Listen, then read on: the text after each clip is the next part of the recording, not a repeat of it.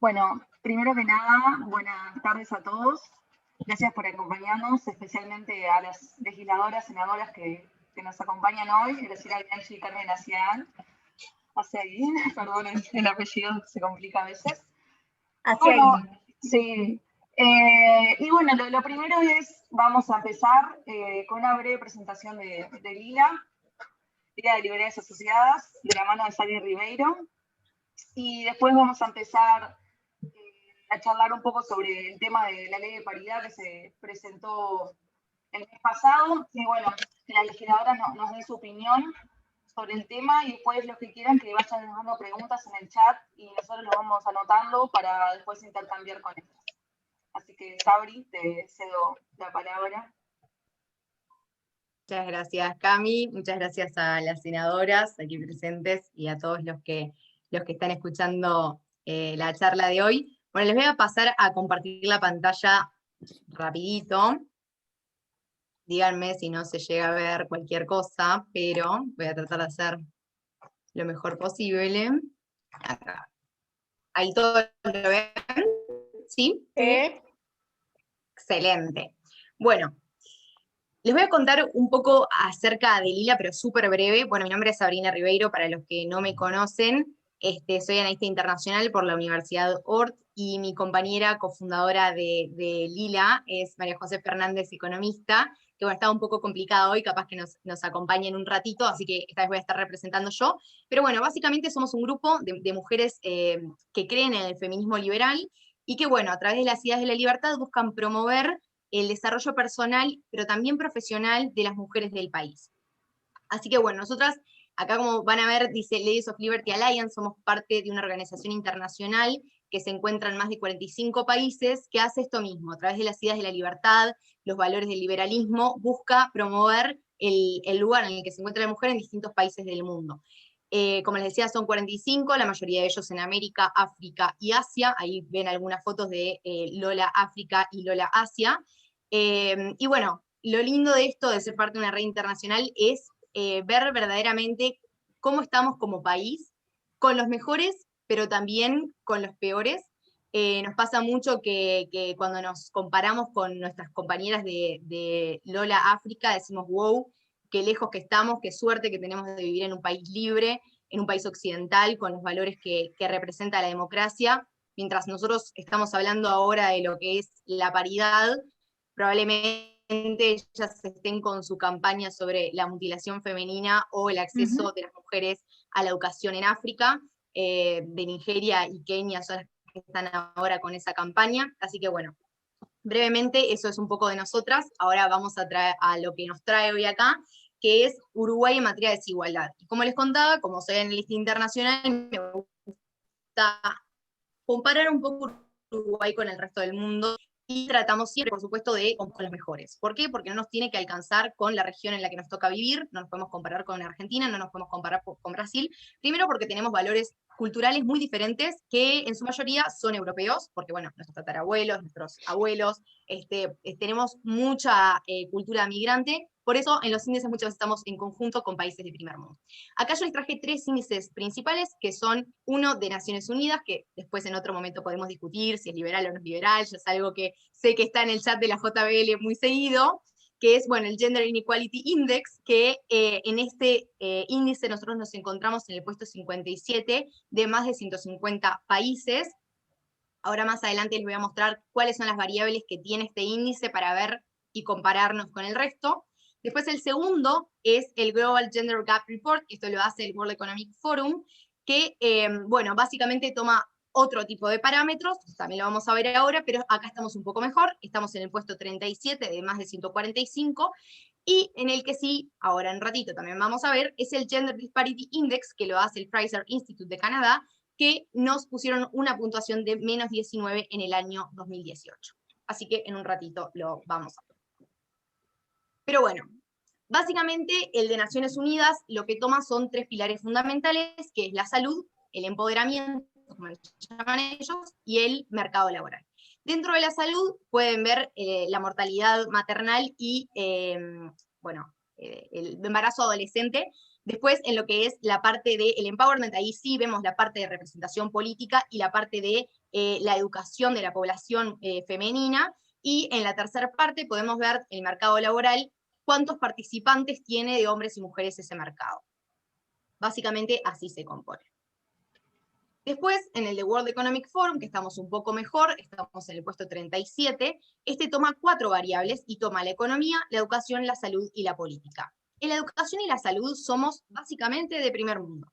Tenemos de los mejores a nivel mundial, así que fíjense, ahí van a ver una parte que dice Health as Unbearable, que tenemos el número 1, así que imagínense que nos estamos topeando con países como Finlandia, para que tengan una idea. Después en la educación también estamos muy arriba, y ahí sí, donde vemos los problemas empiezan en la economía y la política. La economía por el acceso al mercado laboral, básicamente, y en la política en lo que respecta a los escaños o los asientos del Poder Legislativo. Así que ahí es donde más tenemos lo que se llama penalizado. Y si ven abajo van a decir que dice, bueno, el empoderamiento político, estamos en el puesto 103 de un montón de países, así que de 153 países, así que es bastante alto. Después, bueno, acá dice World Economic Forum, pero ahí me equivoqué. Este es el del Fraser Institute, perdonen, esto fue un error de tipeo cuando copié, que toma 7 puntos importantes: la libertad de movimiento, el derecho financiero, la libertad de trabajo, el derecho de propiedad, la libertad contratante, libertad para hacer negocios y las diferencias legales. Este es en el que nosotros tenemos menos 19. Investigando desde el ILA por qué se daba esto, por qué nos habían puesto una calificación de menos 19, nos empezamos a dar cuenta que primero estábamos dentro de los países que tenían una puntuación junto con los de primer mundo, que era la igualdad ante la ley, y nos dimos cuenta que cuando empiezan a surgir ciertas diferencias, que pueden ser positivas para las mujeres, eso no tiene nada que ver, es una diferencia legal, simplemente es así, vimos que cuando se implementa la cuota femenina tenemos una penalización, y cuando se implementa la tipificación de femicidio tenemos otra penalización que es la más fuerte, que es esta que nos lleva al menos 19. Esto no es algo que sea negativo sobre la mujer, no es una diferencia negativa, al contrario, es una diferencia positiva, pero como diferencia no deja de serlo. Este índice lo que hace es, bueno, puntuarnos mal justamente por esa diferencia legal. Pero ahora vamos un poco a lo que es el porcentaje de representación femenina en los parlamentos regionales. Acá vemos a Uruguay, primero está Brasil, Uruguay casi con un 20%, 19,3%. Tenemos Chile, Costa Rica. Yo Costa Rica a mí me gusta ponerlo para compararlo porque es un país con valores muy parecidos a Uruguay. No siempre lo toman en cuenta cuando lo ponen para las medidas estadísticas, siempre nos ponen con Argentina, Brasil, pero somos mucho más parecidos a Costa Rica, y ahí ven la diferencia. Y bueno, Argentina, que sí está casi cerca del 40% de representación. Pero bueno, ¿qué es la ley de cuota que tenemos actualmente? ¿Qué es lo que hace? Básicamente asegurar una minoría del 33% de las mujeres en los candidatos electorales. Esta fue aprobada en el 2009, sin embargo, en ese momento solo fue en la parte municipal, y sí fue aprobada a nivel, aplicada a nivel nacional en 2014. Básicamente lo que hace es obligar a las listas que cada 2 personas del mismo sexo debe incluir una del sexo opuesto. Y ahora vemos el porcentaje de mujeres en el Parlamento uruguayo. 2004 es la primera elección que se da antes de 2006, cuando empieza a forjarse todo esto de la ley de cuota.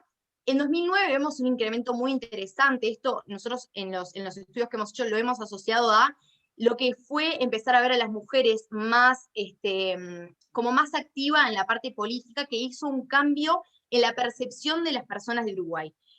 Básicamente los ciudadanos hizo un cambio, dijeron sí. Antes había una encuesta que se hacía, que la usa mucho una profesora, que me perdonará porque me estoy olvidando, Nikki Johnson, perdón, que a ella Nikki habla Johnson. mucho. Sí, Nikki Johnson, habla mucho en Cotidiano Mujer. Bueno, ella hizo una investigación interesante que dice, bueno, la percepción de la ciudadanía uruguaya en 2004, veía que el 60% de las personas creían que la política no era un lugar para las mujeres, y eso se revierte en 2006. Eso es algo interesante para ver. Pero más allá de eso, vemos acá también el salto 2019-2014, de cuando se aplica por primera vez la cuota de género. Sin embargo, también vemos en 2014-2019 esa diferencia que se da entre, entre los asientos que lograron las mujeres entre uno y otro. Y acá es cuando nos preguntamos, ¿qué fue lo que pasó? Entonces, ¿la ley no fue efectiva? ¿Por qué descendieron las mujeres si en realidad habían ganado una parte bastante importante? Y bueno, acá es cuando empieza la discusión de qué tipo de cuota tiene que tener el país para que realmente los números sean efectivos, porque si entonces por ley el 33% de los asientos deberían ser femeninos y aún no llegamos a eso y tenemos un 19%, habría que plantearse qué tipo de cuota tenemos nosotros y cuál es la que deberíamos tener. En este sentido, hay 3 tipos de cuota que se conocen. La primera se llama Ley de Cuotas de Candidatos, que es la que tenemos en Uruguay, que la expliqué hace un ratito. La segunda, muy gracioso lo que está pasando porque me quedó abajo la parte en inglés, pero no pasa nada. La segunda es la ley de cuotas voluntarias. Esto es un sistema que se usa en Canadá. Es, según el World Economic Forum, la más efectiva, porque como es voluntaria, lleva a que haya un acuerdo entre hombres y mujeres del sistema político y no una obligación. Ahí es donde más se ve la diferencia. Y después está la tercera opción, que es la opción de asientos reservados. Y acá es cuando desde Lila nos empezamos a preocupar un poco, porque esta opción lo que dice es que sí o sí, el 30%, por ejemplo, de efectuarse una ley así, el 30% de los escaños serían obligatoriamente de mujeres. ¿Qué quiere decir? Por más de que un hombre haya ganado su lugar, va a tener que renunciar si es que no se cumple el 30% de los asientos para las mujeres. Así que ese es el que a nosotros más nos preocupa. La directora de ONU Mujeres dijo que capaz que estaría bueno ir por algo así. Nosotras de entrada decimos esto nos preocupa muchísimo porque irrumpe con los valores de la democracia de forma abismal. Pero bueno, nosotros desde Lila decimos que, bueno, que básicamente el problema de la participación femenina, como decía ahí, tiene que ser abordado desde un enfoque que se oriente a la libertad de los individuos y no a la limitación de eso. ¿Qué entendemos por la limitación de eso? Bueno, la ley de cuota entendemos que es una limitación de la libertad porque nos hace elegir gente que quizá no es la que realmente queremos, solamente para respetar un porcentaje de representación femenina y masculina. Y en este sentido, nosotras también empezamos a investigar un poco a ver qué pasaría si no existiera entonces el sistema electoral como lo conocemos y fuera como en otros países, por ejemplo, el voto a la persona, ¿no? Esto es, lo van a empezar a pensar así, wow, qué locura esto, ¿no? Imagínense que ahí, de esa forma, donde se hace en muchos países, más que nada europeos, es bastante difícil de entender el sistema a veces, pero básicamente se vota a la persona. Y el que accede a la legislatura es la persona, no se vota a listas. Esto lo que hace es que realmente el sistema sea más justo, porque bueno, no hay una lista que me diga, no sé, yo quiero votar, muchas veces pasa, ¿no? El asiento de quién es de la persona que se votó, o del partido, o de la lista. ¿Por qué? Bueno, se votó una lista, pero en este caso se votaría una persona, y ahí, desde Lila creemos que sería la opción en la que realmente no existiría ninguna trampa y que realmente la voluntad popular estaría representada en el Poder Legislativo. Pero eso es otra discusión para más adelante, así que bueno, cualquier duda que tengan o cualquier dato también que necesiten, nos pueden hacer saber o de las preguntas que tengan para hoy con Cami, que les va a estar leyendo en un rato, así que espero que les haya servido. Mucho. Gracias, Sabri. Tremenda presentación. Bueno, ahora que ya estamos todos un poco más ilustrados en el tema, les damos paso a las senadoras para que empiecen a dar su visión sobre el tema. Bueno, empezando por ahí, ¿cuál es su visión, cuál es su opinión en cuanto a la propuesta de ley que se propuso el mes pasado? No sé cuál quiere arrancar. ¿Quién empieza? Hacemos por orden alfabético, que empiece Carmen. Bueno, cómo no. Es así ahí. Cómo no, cómo no. Sí, es difícil de pronunciar, aunque es de origen vasco, tiene mucha vocal, Asiaín. Bien, felicitaciones, Sabrina, por tu presentación, y creo concordar, me gustaría suscribirme a ese movimiento Lila o Lola. Bueno, parto por alguna consideración. En primer lugar, tú hiciste alusión, perdón, a la lucha en África contra problemas como la mutilación femenina, y eso me me comprenden las generales de la ley, porque una de mis especialidades, mi principal especialidad dentro del derecho constitucional es la libertad de conciencia y religión. Y esa es justamente una de las preocupaciones, porque ahí aparece un límite a la libertad religiosa, porque la mutilación puede tener un fundamento en una creencia religiosa, pero aparece justamente un límite impuesto por el respeto a la integridad física de las personas, que hace que esa manifestación sea ilegítima. Así que comparto. Y tú hablaste de un feminismo liberal, lo cual me hace adherir a esa visión, porque mi visión es justamente desde la libertad. Respecto a la paridad de derechos, creo que están garantizados por nuestro ordenamiento jurídico.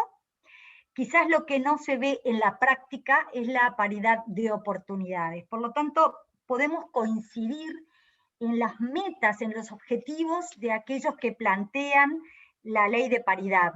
Yo puedo coincidir en que la paridad sea algo deseable a lograr en la conformación del Parlamento, en las bancas. Entonces hay una meta que puede ser compartida. En lo que no es compartido, desde mi perspectiva, es la herramienta utilizada o el recurso para llegar a ese objetivo. Mi objetivo, mis herramientas pasarían por una formación, no solo universitaria, puede ser de otro tipo, pero desde la educación, porque evidentemente hay un tema cultural en nuestra sociedad, y bueno, trabajar desde la más temprana infancia en la educación, de lo que Graciela es especialista, en erradicar esos estereotipos que recluyen a la mujer a determinadas tareas, y a mostrarle, hacerla consciente de lo que es capaz estudiando, formándose, no solo a nivel académico, puede ser en otras áreas. Entonces, a la ley de paridad como herramienta para alcanzar esa meta que sí es compartida, a esta ley en particular, que como bien decía Sabrina, tanto esta ley como la ley anterior obliga a las listas. Bueno, yo tengo una objeción desde dos perspectivas, una filosófica y otra jurídica. La filosófica es porque justamente implica desconocer la libertad, impone, obliga, y ya desde la conformación de las propias listas hay una imposición, hay un tratamiento que tampoco me gusta, porque lo asimila a las mujeres a una forma de discapacidad mediante estas acciones de discriminación positiva. Parten de una constatación estadística que es real, que hay un 52%, por ejemplo, en nuestra sociedad, de mujeres en relación a los hombres. Entonces se pretende trasladar eso a la imposición en la conformación de las listas. Pero las votaciones y los lugares en el Parlamento no pueden responder a una estadística. De lo contrario, tendríamos que integrar X porcentaje de rubios, de morochos, o dejar de lado la democracia representativa, ir a los sociólogos, y que la conformación del Parlamento se dé por lo que establecen las estadísticas de cómo está conformada la sociedad. Decía la otra objeción, por haber estado en la cátedra de Derecho Constitucional tantos años, secundando a catedráticos de la talla de Casinelli Muñoz, también con Rotondo Tornaría y con Esteba Galicchio. La segunda objeción es de corte constitucional. La ley de paridad y también la de cuotas es inconstitucional. ¿Por qué? Porque atenta contra un principio que sienta nuestra Constitución en el artículo 77, ordinal 11, que si me permiten compartir la pantalla lo muestro. ¿Puedo compartir la pantalla? Compartí nomás, sí.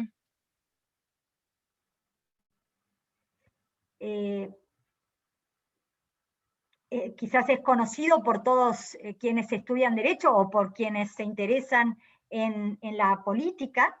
El Estado, el principio en relación a los partidos políticos, fíjense que lo que dice es que el Estado es el garante de asegurar la más amplia libertad de los partidos políticos. Por lo tanto, cualquier cortapisa a esa libertad implica violarla. Y una ley de cuotas o una ley de paridad implica cercenar esa más amplia libertad. ¿Por qué? Porque le estamos imponiendo, obligando a los partidos políticos a confeccionar las listas de determinada manera. Eso con dos únicas excepciones, es decir, el principio es la más amplia libertad. Las únicas excepciones a esta libertad que impone la Constitución es a que en lo interno de los partidos se ejerza la democracia interna para la elección de las autoridades. Bueno, esto la ley de cuotas ni lo asegura, o sea que no hay problema con ello. Y en dar la máxima publicidad a los programas de principios, para que la ciudadanía lo pueda conocer.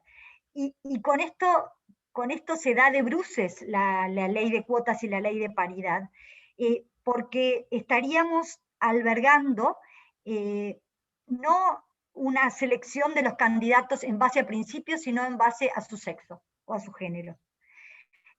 Cacinelli Muñoz, comentando esta disposición constitucional, siempre enseñaba en las clases que no habría impedimento, de acuerdo a nuestra Constitución, que recoge una democracia de la más amplia, una democracia pluralista, no habría impedimento en que existiera un partido monárquico. Y ustedes dirán, ¿cómo es esto? Bueno, sí, un partido que, respetando y al amparo de las normas jurídicas, postulara hasta la posibilidad de reformar la Constitución e imponer una monarquía. No es que él estuviera de acuerdo, simplemente decía, es tan amplia la libertad que ni siquiera cercenaría la posibilidad de un partido monárquico. Yo tampoco voy por la monarquía, no se malentienda, simplemente para poner el alcance de la libertad que está proclamada por nuestra Constitución. Y comparto otra, para hacer otro enfoque, y ya ceso para darle lugar a Graciela, puedo compartir otra norma que es vinculante para el Uruguay, que es la Convención Americana de Derechos Humanos. Para hacer tengo que dejar de compartir y compartir de vuelta, ¿verdad? ¿Sí? ¿Sí? ¿Ya lo hago? Sí, sí. ¿Dónde está?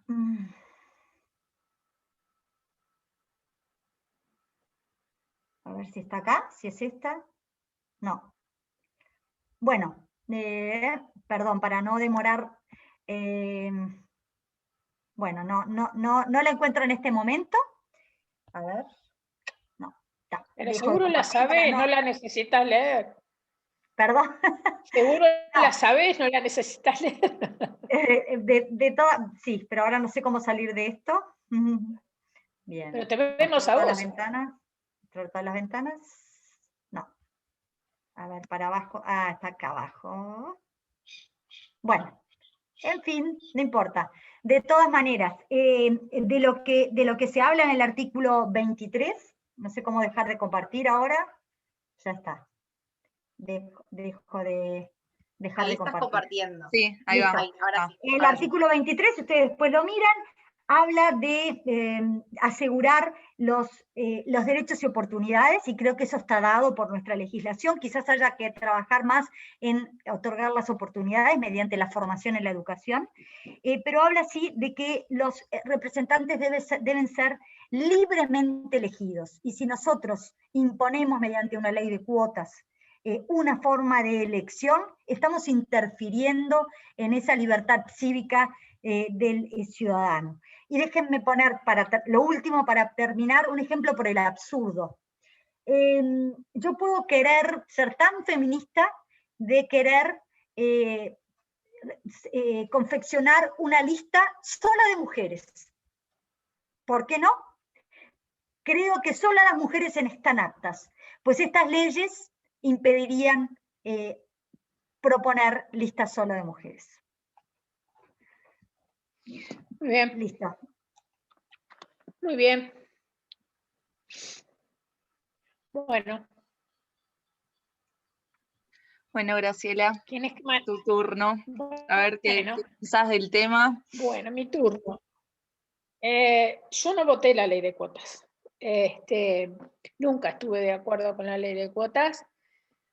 Estuve a punto de votarla la pasada, porque yo de alguna manera dije, bueno, voy a transar porque ya en la legislatura pasada, no a nivel Estado parlamentario, pero sí en reuniones de mujeres nacionalistas, que nos reuníamos una vez cada 15 días y teníamos un WhatsApp común y todo lo demás, yo adelanté mi posición que la paridad no la acompañaba y que en definitiva, bueno, si querían una negociación, votaba la ley de cuotas. Cuando estaba y escuché los argumentos de nuestras compañeras, y cuando digo nuestras me refiero incluso al Partido Nacional, pero todos los partidos políticos, digamos, compañeras diputadas, me enojé mucho, porque la verdad que los argumentos iban por el lado de una discriminación con estas, como dijo Carmen, que hace tiempo que lo aplico a varios casos también, la discriminación positiva. Eso no es democrático, no es republicano, no es representativo. Y en sala misma decidí cambiar el voto, porque de cualquier manera mi voto no lo decidía, pero si lo hubiera decidido también hubiera votado en contra.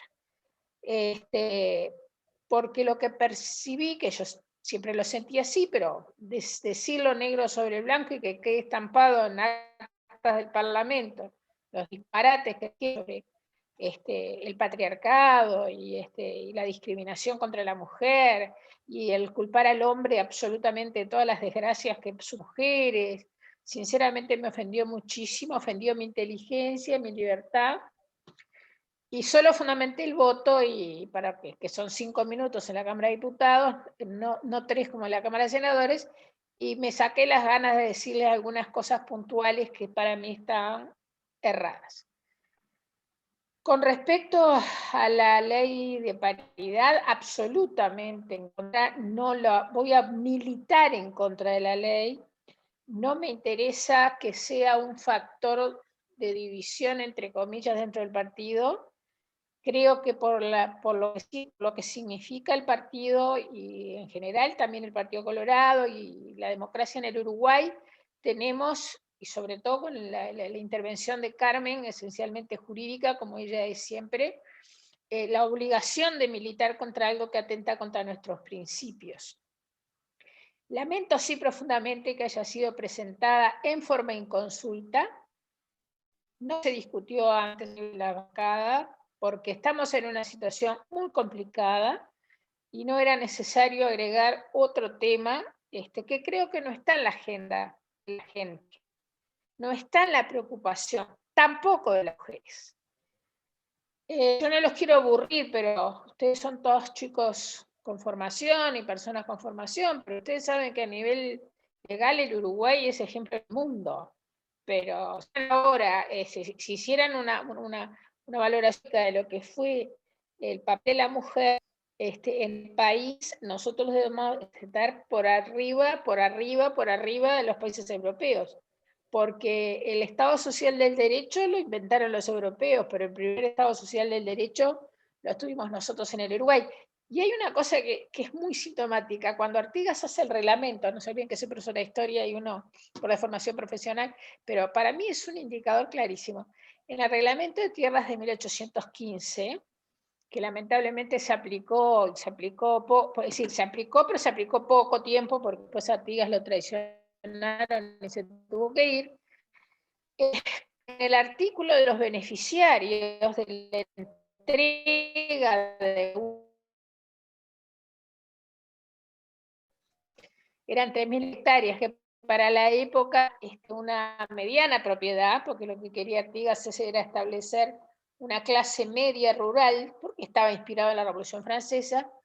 La primera adjudicatarios, aparte, bueno, están los negros libres, bueno, los criollos pobres, pero aparece allí en el primer lugar las viudas con hijos. Ah, sí. Las viudas con hijos. O sea, que ya desde Artigas en adelante, la mujer en el Uruguay tuvo un lugar muy importante.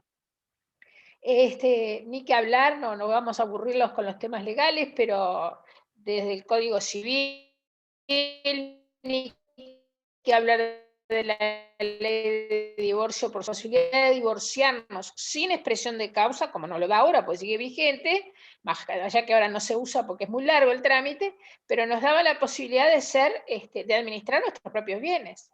Porque cuando la mujer estaba sometida a la autoridad del padre, era una incapaz judicialmente. Se casaba y pasaba a ser incapaz judicialmente frente al marido, pero con la ley de divorcio sola voluntad de la mujer, nosotros adquiríamos nuestra emancipación económica con el divorcio.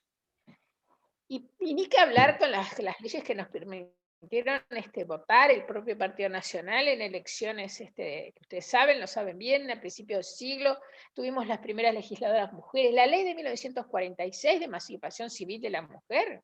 Nosotros tuvimos la administración de los bienes, más allá de si éramos divorciados o no, y la patria potestad de los hijos, la posibilidad de dividir el patrimonio con nuestros cónyuges a través de la separación de bienes, y una libertad absoluta de ejercicio, ni que hablar en educación, si es cierto, es mi especialización, la mujer no tuvo limitaciones, y para evitar los inconvenientes que de repente algunas familias por temas culturales no querían que las chicas y los chicos estudiaran en los mismos lugares, tuvimos bachillerato femenino, tuvimos universidad femenina al principio, que rápidamente además nosotros enseguida lo superamos, porque las primeras generaciones de universitarios mujeres son del principio del siglo.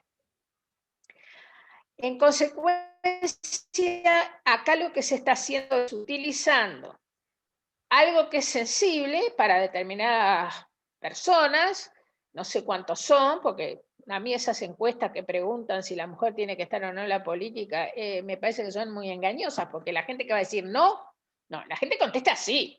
Ahora, después el tema es cómo.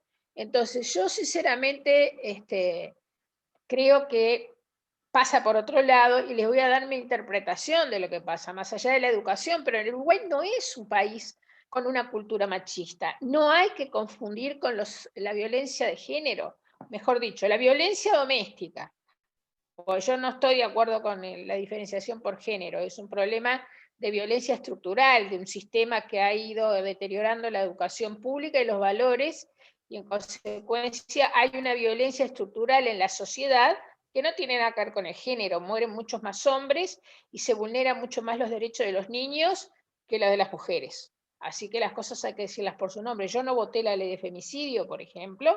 La ley de femicidio es un atentado directo al derecho penal democrático, porque en el derecho penal democrático se pena lo que se hace, se pena la conducta que se encarta dentro de un tipo delictivo y no lo que se es. Eso es profundamente totalitario, o sea, no puede ser que el hombre tenga más pena por cometer el mismo delito que una mujer. Voté y ahí sí intervine los 15 minutos en contra de la ley de femicidio. Para mí pasa por un tema político, porque hay una concepción que ha tomado la izquierda y a nivel internacional, y tienen a España como bandera. Ellos tuvieron que esperar que se muriera Franco en el 75, las mujeres españolas recién en 1978 pudieron tener una cuenta bancaria, pudieron tener la patria potestad sobre sus hijos, pudieron ejercer profesiones liberales sin la firma del cónyuge.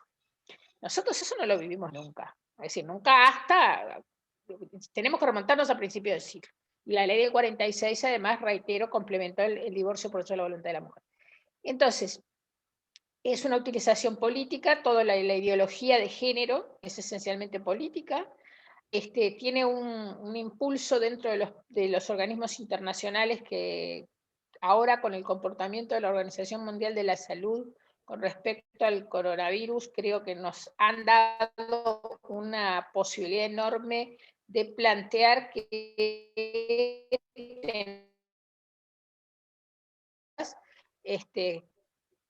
tienen mucho poder, que tienen mucho dinero, y no es un comportamiento democrático el que está teniendo la organización, la ONU.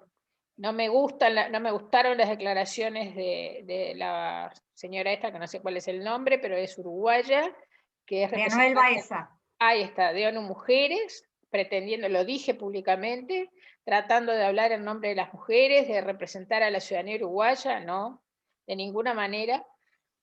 Y yo lo que creo, y ahí voy al meollo para mí de la cuestión, que es muy difícil de solucionar, pero que creo que tiene posibilidades de hacerse, y vale tanto para el hombre como para la mujer. Para mí es un problema sociocultural. O sea, el hombre que es pobre, que tiene que levantarse a las 5 de la mañana para hacer una changa, para darle de comer a sus hijos, y que no tiene una buena educación, porque nuestro país empezó a caer cuando la caída libre de la educación pública, tiene las mismas dificultades para llegar a los cargos políticos que las mujeres, las mismas. Es decir, no es porque somos mujeres, es porque depende del lugar social y de la formación cultural que tenemos. Las mujeres que aparecen con el tema este en general, hay excepciones, pero digo, bueno, en general, las mujeres que aparecen con esta bandera no somos representativas de la mujer que vuelvo a repetir, como el hombre, que se levanta a las 5 de la mañana a preparar a los hijos para ir a la escuela, para ir a hacer limpiezas y ganar 130 pesos la hora en el mejor de los casos, y muchas veces es jefa de hogar. Me parece que hay mucha hipocresía en ese sentido. Las mujeres que se quieren erigir en representantes de los derechos de las mujeres que estamos supuestamente sometidas al patriarcado, lo que estamos es sometidas en realidad como los hombres, como los trans, como los gays, no me importa, yo no tengo ningún tipo de problemas en ese sentido, a nuestra condición sociocultural. Y eso solamente se compensa con la educación, con una educación pública de calidad, con un liberalismo humanista, como estamos llevando adelante, como es el pensamiento de nuestro presidente, porque todo el mundo sabe que soy luisista, y en definitiva es el liberalismo con humanismo, que no es incompatible. Esa es la Revolución Francesa. Y la verdad que la sociedad no avanzó demasiado en normas sociales ni en normas políticas después de la Revolución Francesa, porque ni hablemos de los desastres que se intentaron con el socialismo y con todo lo demás, que por favor, más vale que se escondieran abajo de una cama los que siguen defendiendo esos regímenes. Yo fui una de las engañadas, por eso lo digo con total sinceridad. Entonces, yo creo que habría que encarar, como tenemos que encarar como sociedad, volver a poner a la educación pública como columna vertebral. No tengo nada en contra de la privada, pero la educación pública es la que asegura a todos los sectores sociales las mismas posibilidades. Mis abuelas eran empleadas domésticas y mis abuelos eran jardineros, analfabetos en italiano, que vinieron en 1925 acá, y mi padre y mi madre, viviendo en ranchos de lata, iban al liceo, fueron a la escuela y al liceo, llegaron hasta 4º año y podrían haber seguido estudiando, solo que en aquellas épocas, en la década del 40, se necesitaba menos años de escolarización. En consecuencia, eso es lo más importante de todo. Y la otra cosa va por lo que decía Carmen también, estoy totalmente de acuerdo, tenemos que estudiar, trabajar en formación ciudadana, en algo que podría llamarse formación de líderes, sí, tanto hombres como mujeres, porque en realidad hay una condición para hacer política, que es la condición de tener capacidad de liderazgo. No hay otra cosa. Que eso no significa llevarse el mundo por delante, sino tener fundamentos de formación. Como decía Carmen, no es necesario ser universitario, pero no hacer una O con un vaso. O sea, se tiene que tener una formación cultural básica y bueno, y se forman los liderazgos. Yo lo que creo, y con esto resumo esto, lo que tiene que tener la mujer como el hombre, como todas la mujer y el hombre, vamos a centrarnos en lo que todos sabemos, es la opción de hacerlo. Como hay mujeres que toman la opción de no ser madres, y a mí me parece totalmente defendible, porque es posible, no querés ser madre, ¿y quién te impone? La cultura, bueno, la sociedad fue desarrollándose. De la misma manera, yo estoy convencida que hay muchas mujeres que no quieren hacer política, que no les interesa, porque si uno va viendo los cargos directivos de bancos, de empresas, de grandes estudios jurídicos, hay muchísimas mujeres y que no tuvieron la opción, no les interesó, tuvieron la opción y no les interesó. Porque para mí la libertad, y con esto sí termino, se resume en tener la opción, que la mujer tenga la opción. Y desde luego, que le voy a agregar a Carmen, que todo lo que es una limitación a la libertad de los ciudadanos es absolutamente inaceptable. Y es una lucha que va a ser dura, la que vamos a llevar adelante las mujeres que estamos en contra, porque les voy a decir algo que yo lo pienso siempre. Tengo 67 años, así que algo de vida pasé. Prefiero tener una discusión, un debate, compartir trabajo muchas veces con hombres y no con mujeres. Porque el género, el sexo, como lo quieran llamar, porque a esta altura ya uno no sabe el idioma español cómo se usa, no tiene nada que ver con ser buena persona o mala persona, competitivo o no competitivo. Es decir, a mí la experiencia que he tenido en todas mis profesiones, todas las cosas que he hecho a lo largo de mi vida, me entiendo mucho mejor con los hombres que con las mujeres. Somos mucho más competitivas, somos mucho más rebuscadas para muchas cosas, y está bien, es una forma de personalidad que, bueno, será cultural. Pero no es que para trabajar en política sea más fácil trabajar con las mujeres. En absoluto. En absoluto. Así que, bueno. Y además, si le regalás las cosas a la gente, si en realidad entró por cuota o en realidad la nombraste porque es mujer, es peor, porque se la creen, como pasa con cualquier género. El hombre que le regalan un cargo que no se lo merece también se lo cree. Así que en definitiva es eso lo fundamental. Para mí. Muchas gracias, Graciela. La verdad, súper interesante lo que hablan las dos, lo que comentan, y bueno, por algo las invitamos, la mayoría que estamos acá, o si no somos todos, estamos de acuerdo con esa posición, y creemos que bueno, lo principal sobre todo tiene que ser la libertad para elegir, y eso, que no la limiten, ¿no? Porque si no termina siendo algo que en realidad va en contra de lo que dice la Constitución y de lo que fomentamos. Bueno, ahora si quieren voy a empezar a leer alguna de las preguntas. Había una pregunta que hicieron primero, Sabri me dijo que quería responderla, no sé si ustedes la dejan. Por supuesto. ¿Te animás a leerla? La leo. Así, todo el mundo por las dudas. La leo. Bueno, dice, hay un problema en acceder a cargos selectivos en lo político por mujeres, por una cuestión de dinero. Sale mucho dinero hacer una campaña política. ¿Cómo se puede hacer para mejorar ese acceso? Bueno, ahí yo la quería responder, estaba como loca queriendo responder, porque ahí estamos ya bastante avanzadas en una investigación sobre qué es lo que impide a las mujeres, esas barreras, como le llaman algunos, a acceder. Y lo primero que vimos en realidad fue el tema económico. Pero no es que la mujer tenga menos dinero, sino que en realidad no habla de temas realistas. Y esto es muy interesante. Muchas veces vemos a mujeres políticas hablando de los niños, de la primera infancia, y como que nos quedamos ahí las mujeres, ¿viste? Como que no vamos a hablar de economía, no vamos a hablar de ciencia, no vamos a hablar... Y ahí es cuando nosotras, lo que estuvimos viendo con María José, es donde se genera el problema de, bueno, los que... No todos acá de gente que pone pie para las campañas. Y si uno no habla de las cosas que les interesan, ¿por qué pondrían dinero, no? Es como un poco raro.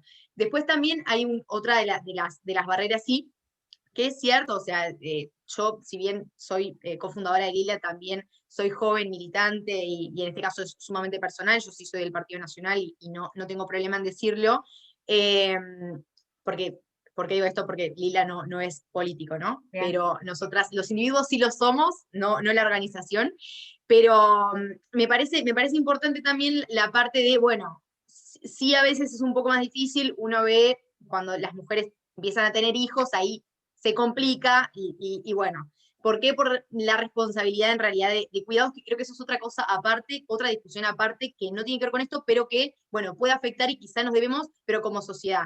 Y después, quedé encantada, una cosa nada más, quedé encantada con las exposiciones, pues la verdad es que es cierto, son muchos temas que que tienen que ver, y la verdad que muchas gracias a las dos senadoras por compartir este espacio. Bueno, empiezan a llegar las preguntas. Para las legisladoras les voy a leer.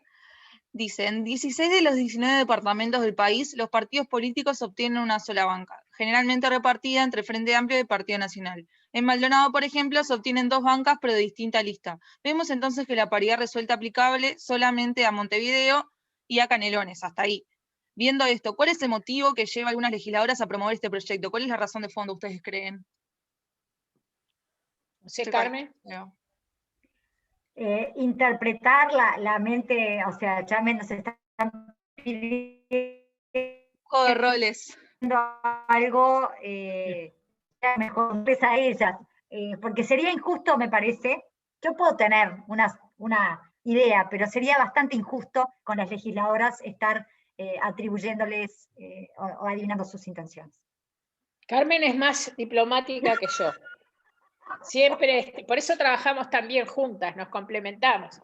Yo estoy absolutamente convencida, porque si no, de otra manera no llegarían. Debe ser demasiado fuerte lo que estoy diciendo, ¿eh? Pero yo lo que creo que lo que dijiste al principio, no Carmen, la compañera que está, ¿cómo es tu nombre? Que ahora Sabrina. Sabrina, el tema del financiamiento de la política. Y volvemos a un tema general. El tema del financiamiento de las carreras políticas es un tema para todos también. Sí, sí. Porque el financiamiento de los partidos políticos o de las campañas políticas, que incluso en la legislatura pasada se formó una comisión investigadora, estuvimos 1 año y medio trabajando, el tema del financiamiento de las campañas, pero no por ser mujeres. Porque además, lo que tú decís con respecto o dijiste con respecto a los temas, es cierto, pero yo no creo que haya ninguna mujer que pretenda llegar a un cargo político de determinado nivel hablando solo de los problemas de la mujer. Esa es una de las cosas que yo discrepo. También discrepo, yo creo que algo dije antes, en el sentido de que la mujer hace más humana la política. No, eso depende de la naturaleza humana, si la persona es buena persona, mala persona, competitiva, no competitiva, usa mecanismos sanos y leales para moverse en la política o no los usa, y eso no tiene nada que ver con el género. Entonces, yo recuerdo que una de las primeras cosas importantes que me pasaron cuando fui electa diputada fue que se acercó el expresidente, para mí presidente, yo lo llamo presidente, ¿no? Con mandato cumplido, la calle Herrera, que yo lo aprendí a conocer como cuando me incorporé al partido y la verdad que le tengo mucho cariño, y me dio un proyecto de ley y me dijo, preséntelo, que al final después no lo pude presentar porque el Frente ya había presentado la ley de financiamiento de partidos políticos que se venían a por todo, porque como ahora el Frente tiene plata, o tenía, bueno, algunos sectores tienen. Y él me dijo una cosa que no me voy a olvidar más. El proyecto es un proyecto con financiamiento 100% público. ¿Ah? O sea, hay una reglamentación de qué tipo de la propaganda, cómo los medios de comunicación, pero financiación pública de la política. Y él me dijo una cosa, y acá va lo que me impactó, porque que me lo dijera él, que era una persona a la cual yo no había votado, y cuando yo estaba equivocada en política no era de los que yo más simpatía les tenía, y ahora realmente lo aprecio muchísimo, y lo respeto más todavía, es muy duro, me dijo, ser presidente, y que alguien te pida algo, y saber que fue uno de los que te financió la campaña. Porque hay una cosa que, y ahí voy a otra cosa que es fundamental para mí, que es la independencia económica. Esa es la clave tanto de la mujer como del hombre, pero como estamos hablando de la mujer, si vos sos, a mí me pregunta, ¿por qué estudiaste tantas carreras? Y yo qué sé, estudié porque me gusta estudiar, pero además me dio libertad, me dio independencia. Porque hay una cosa que es dura, pero es así, la libertad se compra, la independencia se financia, tanto con la pareja, en mi caso con mi marido, hace 50 años que estamos juntos, 43 casados, Y son pequeñas cosas de todos los días que cuando vos tenés independencia económica, y bueno, y eso es aplicable a la política también. Por eso es que para lograr una mayor participación, tiene que haber políticas públicas en ese sentido, que faciliten a la mujer, que faciliten al hombre que no tiene medios. Y eso yo, si lo reconocieran las compañeras que impulsan este tipo de leyes, y reconocieran todas estas cosas, no tendría ningún problema en sumarme al esfuerzo. Pero es algo muy integral y no se soluciona, al contrario, con una ley, ¿no? Es rechazable de todo.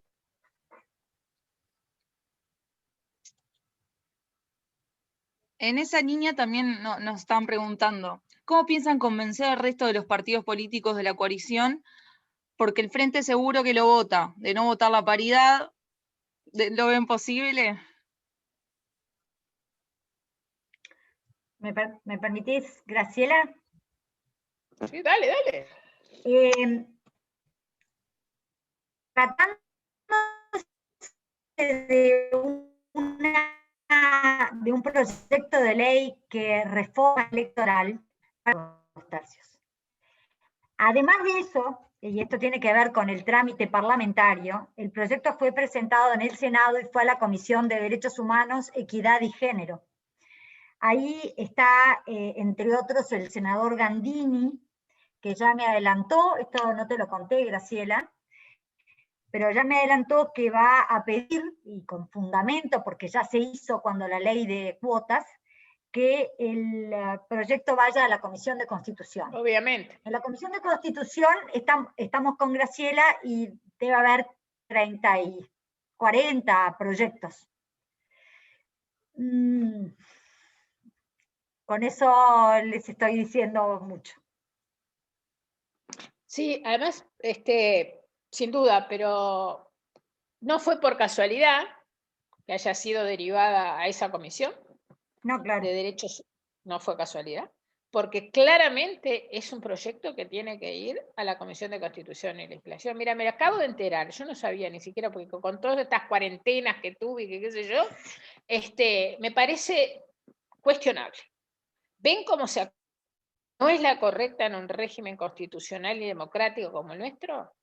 Porque no debiera haber sido nunca derivada a esa comisión. Es una ley muy importante, por algo se necesitan mayorías especiales, vulnera principios que ya Carmen los desarrolló y yo en parte, y la comisión que es competente es la Comisión de Constitución y Legislación. Y además ahí, como trabajamos nosotros, con responsabilidad, llamamos a la cátedra, no se vaya. En consecuencia, sigo sin entender, con total honestidad, y es un tema político en el fondo, porque es política esto, sigo sin entender por qué pusimos además, o pusieron determinadas personas, porque a mí cuando me imputan responsabilidades me hago cargo, pero los demás que asuman también sus responsabilidades. En semejante problema que tiene el gobierno, todo el país, poner una cuña que puede llevarnos a discusiones realmente importantes. Y bueno, no hay nada mejor que dejar que las cosas fluyan. Por eso es que yo creo, y en eso creo que estoy lo hemos hablado algo con Carmen, dejemos que esto transcurra con naturalidad. No es un tema que para nosotros tenga prioridad, y cuando se intente el tema de la prioridad de este tema, hay tantos temas, ustedes se imaginan los que vamos a vivir. Cuando salgamos de la pandemia, el Uruguay va a estar desde el punto de vista económico y social en una situación que la de ahora la única verdad es la realidad. Por más esfuerzos y plata que pongan unas mujeres y que nos maltraten a las que consideramos que no es un tema que deba ni siquiera discutirse, porque miren que recibimos muchos ataques, muchos ataques, muchos. Y yo les voy a contar una cosa concreta, porque la verdad es esa, y que me lo desmientan, como digo yo, hacemos un careo. Yo les dije, en el 2015 teníamos un grupo, nos reuníamos mujeres nacionalistas, ¿tá? Había senadoras, diputadas, yo era diputada en ese momento, por mi opción, que me mataron 5 años por haber dicho yo la opción, pero bueno, había mujeres sin cargos políticos, sin cargos de representantes, y el día que yo avisé que no llevaba la paridad, que fue a mediados del 2015, a la hora y pico, cuando terminó la reunión, me bajaron del WhatsApp. O sea, me sacaron del WhatsApp. Entonces, esas cosas yo las digo para discutir o para pelear. No, si yo no soy tan peleadora como la gente piensa. Pero a mí me gusta, no, Carmen me conoce, a mí me gusta que se hagan responsables de lo que hicieron. Porque si esas cosas no son arbitrarias, después me van a venir a hablar de derechos y de que la mujer viene a la política a hacer las cosas distintas. Bueno, y dejémoslo por ahí porque realmente hay muchas acciones de ese tipo, no solamente conmigo, en la medida en que se detecta que habemos mujeres que no estamos de acuerdo, la cosa se pone muy ríspida, ¿no? Y además me planteo desde el punto de vista político cuál es el objetivo de subirnos al carro, entre comillas, si quieren, porque es una expresión nada académica, de las posturas del Frente Amplio.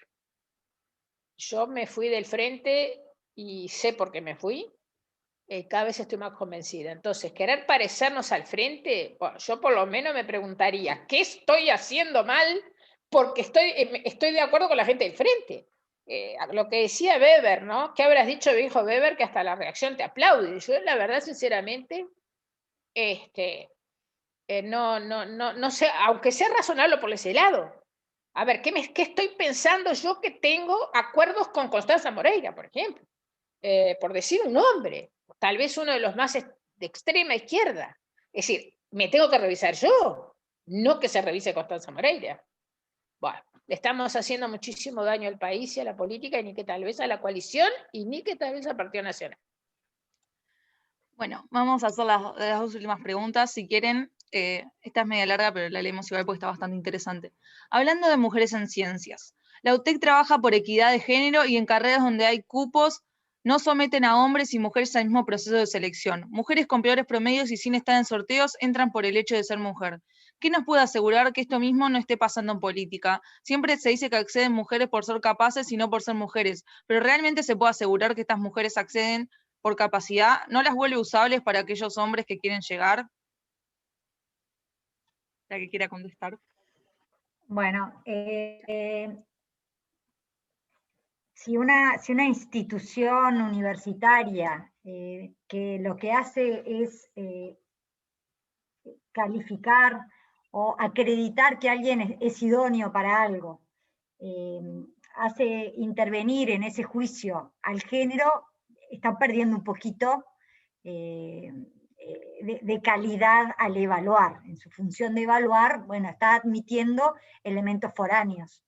En ese sentido, muchas universidades o instituciones educativas o examinadores, para no incurrir en ese tipo de discriminación, que esa sí es injusta, asignan un número al examinado o algún código para justamente evitar recibir influencias de ningún tipo, ni por el origen del apellido, ni por el lugar de donde viene, ni tampoco por su género. Si eso lo llevamos a la política, bueno, nosotras con Graciela somos víctimas a diario de algunas mujeres que están por la cuota, fuera de nuestro partido y fuera de la coalición, para no herir ningún tipo de sensibilidad a la interna.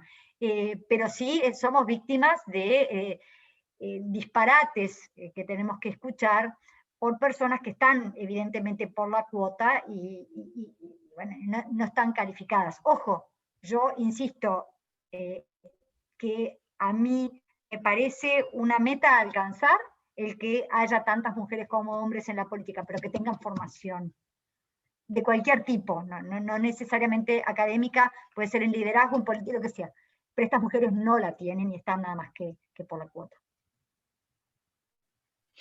De acuerdo con Carmen, no tengo nada que agregar.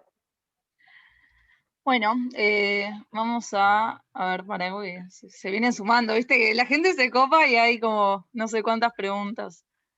Bueno, leo esta. ¿Creen que las mujeres del interior tienen más oportunidades que las mujeres de la capital?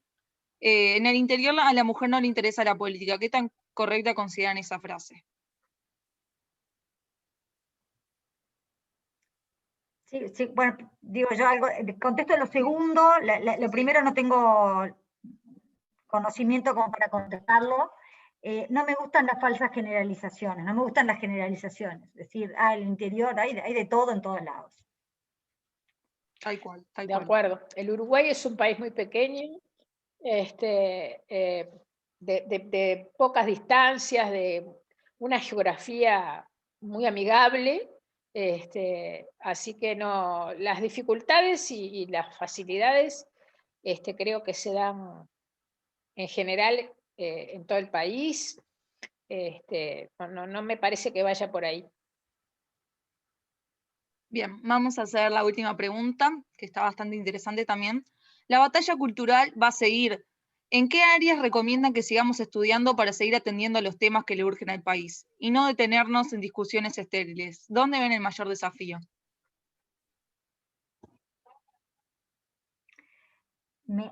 Acá, la batalla, ¿en qué áreas recomiendan que sigamos estudiando para seguir atendiendo a los temas que le urgen al país?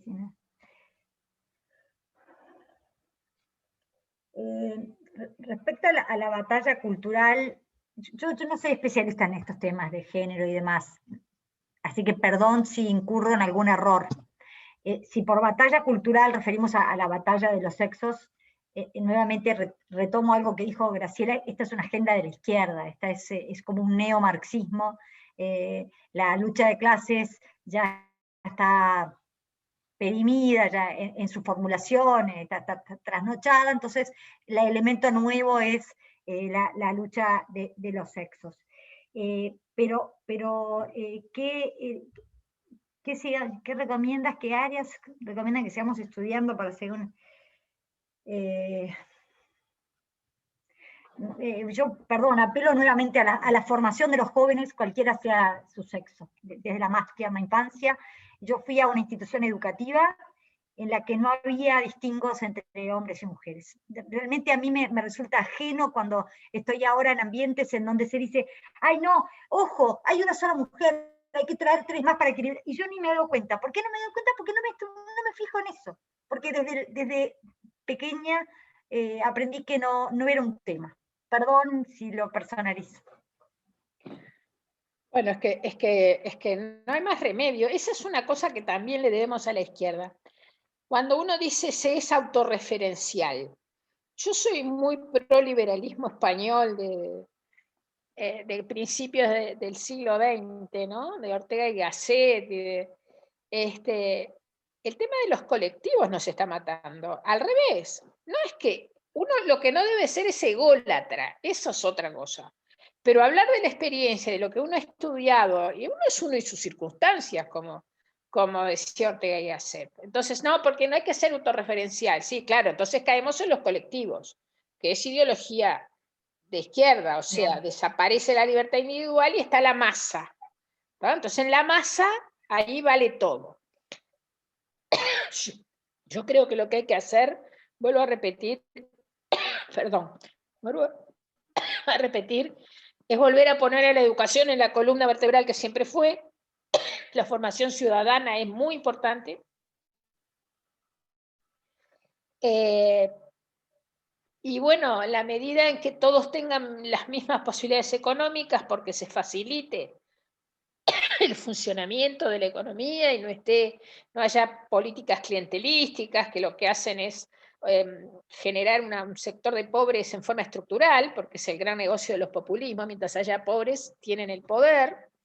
y coincido con Carmen porque además yo lo viví de adentro. Yo recibí adoctrinamiento en el tema de la lucha de clases, de la confrontación, de a mí. Yo tengo todos los materiales guardados, no tiré ninguno durante la dictadura. Y después de la dictadura también se siguieron editando, hay libros, hay folletos. Entonces, como cayó el mundo socialista, implosionó, porque desapareció de la peor manera, no fue que se fue transformando, implosionó, quedaba Corea del Norte, Cuba, Venezuela, Nicaragua, Argentina y España, que lograron desgraciadamente captar o cooptar sectores sociales en España. Bueno, no es el tema de hoy, pero digo, y después se acabó. Entonces, la realidad les golpeó muy fuerte, y como la confrontación es lo que alimenta a la izquierda, por eso les llama la atención que acá el Frente Amplio sea confrontativo. Eso es lo que alimenta a la izquierda, la confrontación, no la colaboración. En consecuencia hay que buscar algún tipo de enfrentamiento, y bueno, no por casualidad esto se está impulsando por el lado de los españoles y financiado por, obviamente, por personas que a uno le puede llamar la atención, como la Fundación Rockefeller o Vanderbilt, pero todo tiene que ver con todo. Es porque en realidad esa gente superpoderosa lo que quiere es que el sistema siga siendo igual. Y estas mujeres, es decir, muy ricos y muy pobres, que ese es el problema que estamos teniendo.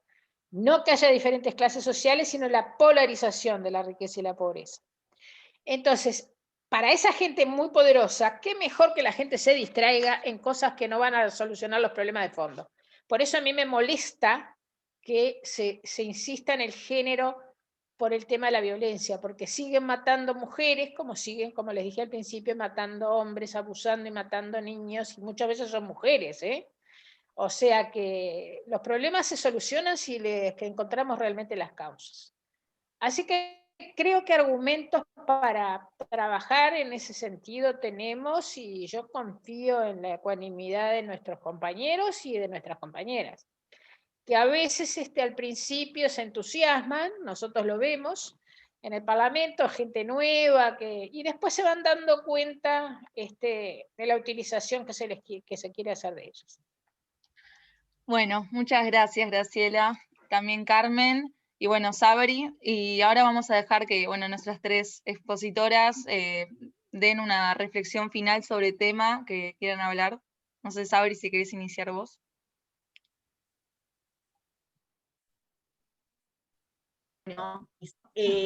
No, quería, una reflexión me parece importante antes que nos vayamos, y de nuevo con el tema, algo que me olvidé de decir, y lo dije cuando nos invitaron desde la CDJ Colonia, es que, y salió en la pregunta, de aplicar paridad solo generaría un puesto más a la mujer si seguimos la tendencia de lo que fueron las elecciones pasadas. Ese puesto sería generado en Montevideo y en el resto del país seguiría siendo los dos primeros hombres, porque si la tendencia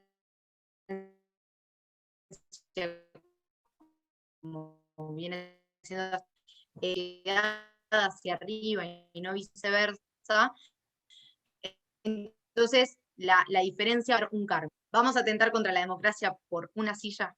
¿O vamos a tratar de cambiar los valores desde otro lado, como me parece excelente que dijeron las dos senadoras antes, desde la educación, desde el somos iguales y igualdad de oportunidades, no igualdad de números de asientos? Me parece que eso es con lo que nos tenemos que ir hoy de acá, de decir, bueno, las personas tienen la libertad suficiente de decir qué es lo que quieren ser en su vida personal y profesional, sí, entonces no hay nada que discutir. Y si la simple libertad hizo que hubieran más hombres en ingeniería que mujeres, y se hizo que haya más hombres en política que mujeres, entonces no hay ningún problema. Y que se hizo entonces que haya más mujeres en la Suprema Corte que hombres, entonces tampoco hay ningún problema. Y tiene que ir por ese camino, de la igualdad de oportunidades. Gracias por la invitación de nuevo. De acuerdo. Gracias, Sabri. Bueno, Carmen, Graciela. Bien. Yo creo que todos ustedes, y sí veo que son mujeres, porque algunos dicen iniciales y no me doy cuenta, pero todos ustedes tienen un interés particular por la política y están haciendo por su formación en este sentido. Así que eso, bienvenido sea. Yo creo en la complementariedad de los sexos y por eso también bienvenida a la diferencia. Creo que hay un libro que se llama algo así, o una película, bienvenida a la diferencia entre los sexos. Que es buena el aporte que hace la mujer en política, sin duda, que, perdón si soy reiterativa, que comparto que sería una meta que haya más mujeres en política, quizás en nivel de paridad, siempre que sea opcional, como decía Graciela. Y bueno, perdón la reiteración, pero que la manera es lo que están haciendo ustedes. Es sin importar si son hombres o mujeres, formarse y acercarse e interesarse. Y yo por eso los felicito a ustedes jóvenes que están interesando. Ojalá las hijas se interesaran de la misma manera, tengo 3 mujeres, que ustedes en esto. Porque la política, ¿qué es? Es la cosa pública, es lo que nos concierne a todos, y todos, bien entendida, lo hacemos por el bien común. Así que felicitaciones a todos. Bueno, muchas gracias, Carmen. Yo siempre estas cosas las termino, perdón, gracias, un beso, Carmen. Yo estas cosas las entiendo siempre. La política para mí es un servicio público. Eso tiene que ser la columna vertebral también de la actividad política. A mí me emociona ver a los jóvenes participar, me devuelve las esperanzas, y hay una cosa que creo que hay que tener cuidado, y es que estas cosas, estos fundamentalismos, en este caso el tema de la paridad, del género y todo lo demás, está llevando a coartar la libertad de expresión. Porque lo políticamente correcto se ha convertido en algo orwelliano. O sea, si uno no está de acuerdo con el discurso de la mujer o de la igualdad de género o de la política de género, somos prácticamente trogloditas o estamos siendo omisas en la defensa de la vida. O sea que hay que tener cuidado, y ustedes que son jóvenes ténganlo presente, porque la historia, muchos regímenes totalitarios empezaron así, con discursos, yo te diría que todos, con discursos únicos. Y la gente, para no comprarse problemas o para no tener inconvenientes, sigue ese discurso común, aunque no lo comparta. Y bueno, defender también la libertad de expresión y de pensamiento, porque si no, nos avasallan en ese sentido también. Va mucho más lejos que si las mujeres podemos ser senadoras o diputadas. Se viene a por la cabeza de la gente, por la pérdida de la libertad, que eso es lo que está en el fondo de todas estas cosas. No digo que todas sean conscientes ni que lo hagan a propósito, no. Pero yo creo que de cualquier manera eso hay que tenerlo en cuenta. Y les agradezco enormemente la oportunidad. Muchas gracias a ustedes, la verdad ha sido un placer tenerlos. Y bueno, antes de despedirnos, invitamos a los que quieran seguir escuchando y charlando sobre el tema, que CDJ Colonia de Jóvenes está en un Zoom también con Beatriz Argimón hablando ahora sobre mujeres en política, así que queda la invitación hecha. Bueno, muchas gracias a todos. Que se diviertan. Gracias. Que sigan. Gracias y felicitaciones felicitaciones, Sabrina, por estudiar estos aspectos, también con un nivel universitario y con una base científica. La verdad es que me sorprendí de los datos que aportaste. La verdad, gracias. Qué halago. Un beso grande y muchas gracias. Nosotros aprendemos mucho también, Gracias.